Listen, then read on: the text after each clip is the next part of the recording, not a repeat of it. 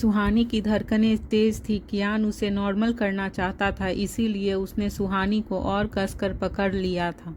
सुहानी भी किसी छोटे बच्चे की तरह उसकी बाहों में सिमटती जा रही थी। वह कियान की बाहों में एक मासूम बच्ची जैसी बहुत ही प्यारी और क्यूट लग रही थी।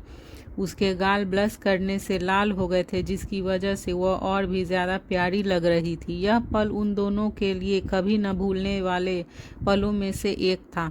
तभी डोरबेल की आवाज़ दोनों के कानों में गई और दोनों ही आवाज़ सुनकर अपने अपने सेंस और आए और एक दूसरे से अलग हो गए। सुहानी उठी और डोर ओपन करने चली गई। कियान की नज़रें भी दरवाजे पर ही टिकी थी। वह भी जानना चाहता था कि उसके इस प्राइवेसी मोमेंट को आखिर किसने स्पॉइल किया था। तभी सुहानी ने डोर ओपन किया और राहुल को देखकर वह उसके सामने से हट गई। राहुल अंदर आया और उसने जैसे ही कुछ बोलने के लिए कियान की तरफ देखा तो कियान उसे ही देख रहा था। राहुल ने कियान को एक नज़र देखकर ही अपनी नज़रें नीचे कर ली। कियान का एरोगेंट से भरा चेहरा देखकर राहुल को समझने में देरी नहीं लगी कि उसकी टाइमिंग कितनी खराब थी। उसने सिर झुकाए हुए ही खुद से कहा, क्या यार, मैंने भी सोए हुए शैतान को जगा दिया, पर मैंने ऐसा क्या कर दिया जो यह मुझे ऐसे देख रहे हैं। वहीं कियान ने भी राहुल को देखते हुए खुद से कहा, तुम कब से कबाब में हड्डी बनने लगे। राहुल अभी उनके सामने सिर झुकाए खड़ा था। उसे अभी भी समझ नहीं आ रहा था कि उसने क्या गलती हुई थी। तभी राहुल ने चोर नज़रों से कियान को देखा। कियान के होठों के आसपास पिंक कलर की लिप ग्लोज लगी थी। यह देखकर राहुल को एहसास हो गया था कि उनकी टाइमिंग वाकई बहुत गलत थी। साथ ही उसने कियान के ऐसे देखने का मतलब भी समझ आ रहा था। राहुल अब बहुत ज़्यादा एम्बैरेस्ड फील कर रहा था। वह वहाँ से तुरंत भाग जाना चाहता था। तभी उसने बिना देरी किए कियान को मेडिसिन सुहानी के हाथों में दी और वहाँ से तुरंत 9-2-11 हो गया। राहुल का ऐसा रिएक्शन देखकर सुहानी को भी अजीब लगा। फिर उसने सिर झटककर डोर को लॉक कर दिया और फिर कियान को उसकी मेडिसिन देते हुए उसने कहा, आप बेड पर सो जाएं, मैं सोफे पर ही सो जाऊंगी। कियान सुहानी की बात सुनकर उसे बेड पर ही सोने के लिए कहना चाहता था, पर उसने समझ नहीं आ रहा था कि वह सुहानी को कैसे कहे। उसका वह डेविल नेचर एक बार फिर उसे रोक रहा था।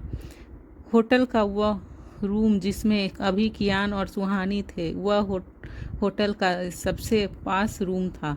वह रखी हर एक चीज़ बहुत एक्सपेंसिव थी और उस रूम की डेकोरेशन भी कियान के बेडरूम जैसी ही थी। कियान को क्लियरनेसनल पसंद थी, इसीलिए वह होटल आए या ना आए उसके रूम की सर्विस एवरी डे होती थी। वह रूम हमेशा कियान के लिए रेडी रहता था। कोई नहीं जानता था कि कियान कब कहाँ आ जाए, इसीलिए हमेशा उसके रूम को हाइजीनिक रखा जाता था।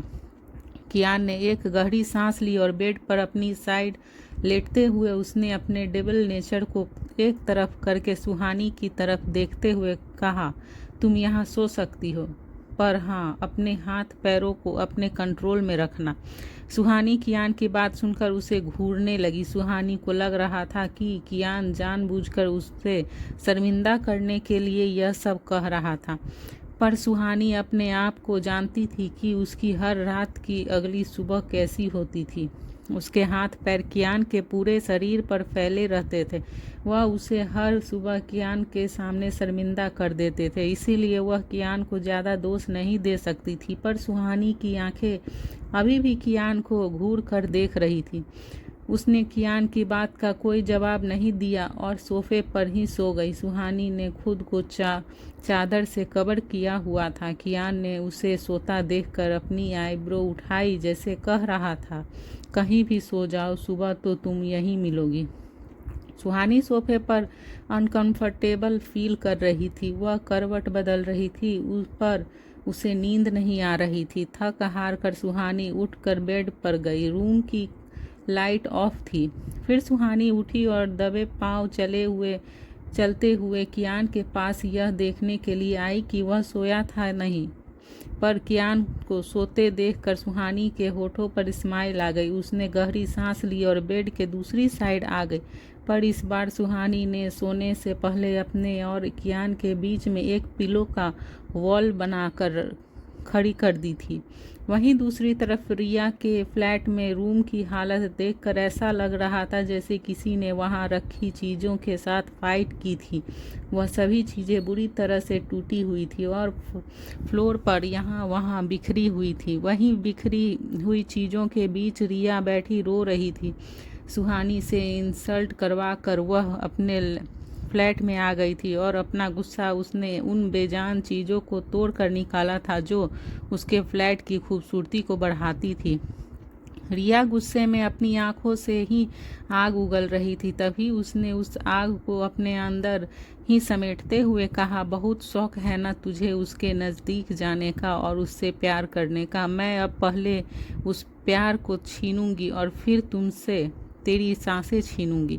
रिया यह कहते हुए बहुत डरावनी लग रही थी। उसके चेहरे पर एरोगेंस और गुस्सा भरा था। कियान के लिए रिया का जुनून अब उसका पागलपन बनते जा रहा था। वहीं उधर मिडनाइट सुहानी ने जिस पिलो वॉल को बनाया था, अब वह खुद ही उस वॉल को तोड़कर कियान के सीने पर अपना सर रखकर मज़े से सो रही थी। कियान तो यह सब पहले से ही जानता था, इसीलिए इस बार उससे कोई हैरानी नहीं हुई और वह भी सुहानी को अपनी बाहों में भरे सो रहा था। सुबह जब सुहानी की आंखें खुली तो उसने खुद को फिर से पहले की ही तरह से कियान के ऊपर पाया। वह एक बार फिर से शर्मिंदा हो गई और कियान से नज़रें चुराते हुए उसने अलग हो गई। फिर वे दोनों फ्रेश होकर ब्रेकफास्ट करने के बाद विला के लिए निकल गए। दोनों जैसे ही विला में एंटर हुए तो उन्हें स्वाति और आशु राहुल से बात करते हुए दिखी। सुहानी उन दोनों को देखकर खुश हो गई। फिर सुहानी स्वाति और आशु को लेकर अपने रूम में जाने लगी। राहुल और कियान सुहानी और स्वाति को जाते हुए देख रहे थे। दोनों को ही उसका इग्नोर करना अच्छा नहीं लगा था।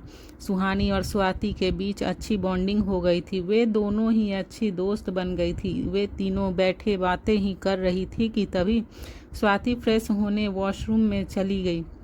स्वाति के जाने के बाद आशु, जो यहाँ अनंत के कहने पर आई थी, उसने अपने फ़ोन में एक आदमी की फ़ोटो दिखाते हुए सुहानी से कहा, दी पापा ने कहा है कि यह भी उन लोगों में से ही एक है। यह सुनते ही सुहानी की आंखें गुस्से से भर गई। उसके चेहरे के भाव भी बदल गए थे और वह गुस्से और नफरत से उस आदमी की फ़ोटो को देखने लगी। एक बार फिर वह दृश्य सुहानी की आंखों में के सामने आ गई जिसमें एक कपल आग में जल रहा था। फिर आशु ने फ़ोटो को देखते हुए आगे कहा, यह आज रात एक होटल के नाइट क्लब में आने वाला है। सुहानी ने फ़ोटो को घूरते हुए कहा, एड्रेस? सुहानी की आवाज़ में गुस्सा और नफरत के साथ एक दर्द भी था जिसे वह आज तक सहती आई थी। आशु ने सुहानी को अपने फ़ोन में फ़ोटो के नीचे लिखा एड्रेस दिखाया। एड्रेस देखकर सुहानी की आंखें छोटी हो गई। सुहानी ने उस आदमी की फ़ोटो को देखकर दांत पीसते हुए कहा, आज तेरा आखिरी दिन है, जितना एंजॉय करना है कर ले। इसके बाद दोनों ही अपना प्लान डिस्कस करने लगी। स्वाति, जो वॉशरूम से आ गई थी, वह डोर के पास खड़ी होकर सुहानी की सारी बातें सुन रही थी। तभी उसने सुहानी की बात पूरी होते ही चौंकते हुए कहा, यह क्या करने जा रहे हो तुम दोनों? सुहानी स्वाति को देखकर शॉक्ड हो गई। उसने अपनी आंखें मीच ली और मन ही मन खुद से कहा, यार क्या कर दिया तुमने सुहानी। फिर उसने अपनी आंखें खोली और एक लंबी सांस लेते हुए वह उठकर स्वाति के पास गई और स्वाति को समझाते हुए उसने कहा, देखो स्वाति, तुमने जो भी सुना है प्लीज़ किसी को मत बताना, प्लीज़। सुहानी को इतना घबराया हुआ और परेशान देखकर स्वाति ने अपने हाथ में सुहानी का हाथ लेते हुए उसे भरोसा दिलाते हुए कहा, मैं इस बारे में किसी के कुछ नहीं बताऊंगी, पर क्या तुम मुझे बता सकती हो कि तुम यह सब क्यों कर रही हो? सुहानी, जिसके चेहरे पर स्वाति के सवालों से गंभीरता आ गई थी, उसका चेहरा थोड़ा सा ऊपर उठा और तन गया। उसे देखकर ऐसा लग रहा था कि किसी भी पल उसकी आंखों से आंसू बहने लगेंगे, पर तभी उसने अपने आप को कंट्रोल करते हुए अपने वर्ड्स पर जोर डालते हुए कहा, बदला चाहिए मुझे उन लोगों से जिन्होंने मुझे मेरा सब कुछ छीन लिया। यह कहते हुए उसने दूसरी तरफ मुंह फेर लिया। वह अपने आंसुओं को छुपाने की कोशिश करने रही थी। स्वाति ने सुहानी के कंधे पर हाथ रखकर उसे अपनी तरफ घुमाया तो सुहानी ने उसे देखते हुए कहा, क्या तुम मेरा साथ दोगी इस सच को छुपाने में? स्वाति ने उसकी आंखों में देखते हुए कहा, एक शर्त पर। स्वाति की बात सुनकर आंसू और सुहानी दोनों उसे हैरानी से देख रही थी। फिर सुहानी ने धीरे से कहा, कैसी शर्त? तभी स्वाति ने धीरे से मुस्कुराते हुए कहा, तुम अकेली नहीं जाओगी, मैं भी तुम्हारे साथ जाऊंगी। देखो, मैं यह तो नहीं जानती कि उन लोगों ने तुमसे क्या छीना है, किस तरह की तकलीफ दी है तुम्हें, पर मैं तुम्हारे साथ हूँ, तुम अकेली नहीं हो। स्वाति की बात सुनते ही सुहानी ने उसे हग कर लिया। आशु ने दोनों को एक दूसरे के गले लगे देखकर मुंह बनाते हुए कहा, आप दोनों मुझे भूल गईं। यह कहते हुए आशु एक छोटी बच्ची जैसी लग रही थी। आशु को ऐसे मुंह बनाते देखकर सुहानी और स्वाति दोनों ही हंसने लगी और फिर दोनों ने ही अपनी बाहें खोल दी। फिर आशु जल्दी से छोटी बच्ची की तरह उनके बीच घुसकर उनके गले लग गई। जिस काम को सुहानी और आशु करने वाली थी, अब स्वाति भी उसमें शामिल हो गई थी। अब वे तीनों ही मिलकर अपना प्लान डिस्कस कर रही थी। वहीं दूसरी ओर कियान राहुल से बात कर रहा था। राहुल ने चेहरे पर सीरियसली एक्सप्रेशंस लिए कहा, जिसे हम ढूंढ रहे थे वह मिल गया है। आज रात वह होटल ब्लू स्टार के नाइट क्लब में आने वाला है। उसकी एक बड़ी डील होने वाली है। कियान ने राहुल की बात पर मुस्कुराते हुए एरोगेंट वॉइस में कहा, तो ठीक है, करवाते हैं आज रात उसकी डील फाइनल। उधर सुहानी का प्लान पूरी तरह रेडी था, पर प्रॉब्लम यह थी कि वह विला से बाहर कैसे निकलेगी। इतनी सिक्योरिटी को चकमा दे पाना सुहानी के लिए नामुमकिन था। तभी आशु ने कुछ सोचते हुए कहा, आइडिया।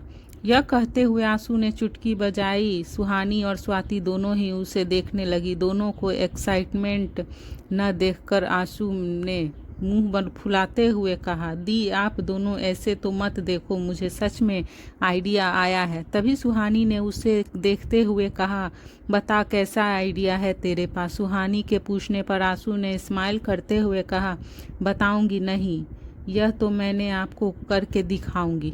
यह कहते हुए आशु रूम से बाहर चली गई। वह कॉरिडोर से होते हुए स्टेयर्स की तरफ जाने लगी। उसे ऐसे जाता देखकर सुहानी और स्वाति दोनों ही उसे आवाज़ देते हुए उसके पीछे आने लगी, पर तब तक आशु स्टेयर्स से नीचे आ गई थी और कियान के सामने खड़ी थी। सुहानी और स्वाति यह देखकर एक दूसरे की तरफ देख रही थी। कियान और राहुल भी तीनों को देखकर हैरान थे। फिर राहुल ने उन्हें देखकर मन में ही कहा, क्या इनकी बातें खत्म हो गई इतनी जल्दी? तभी दोनों हाथ बांधकर आशु ने कियान से आई कांटेक्ट करते हुए कहा, जीजू, क्या मैं अपनी दी को अपने साथ ले जा सकती हूँ? अब तो दी हमेशा आपके साथ ही रहेगी। क्या आज मेरे बर्थडे पर दी मेरे साथ रह सकती है? कियान ने आशु की बात सुनकर एक नज़र सुहानी को देखा और फिर आशु को देखते हुए कहा, हैप्पी बर्थडे गर्ल।